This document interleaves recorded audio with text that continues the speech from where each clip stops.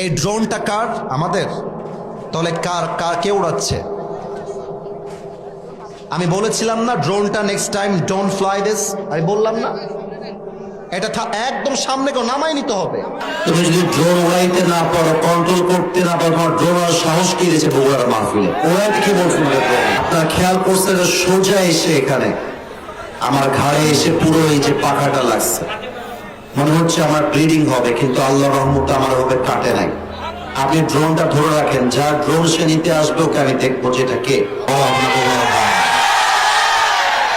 আস্তাগফিরুল্লাহ, আস্তাগফিরুল্লাহ। কে ধাক্কা দিয়েছে? তা তুমি কন্ট্রোল করবে না জিনিসটা?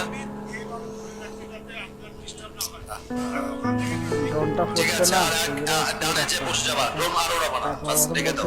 মানে কে কার ডন মানে তাকে দেখে নেব। তখন সরি বলছে, আর কিছু বলে না। ভিডিও দেখবেন, শেয়ার করে দিবেন। ওকে, সতর্ক থাকবেন সবাই।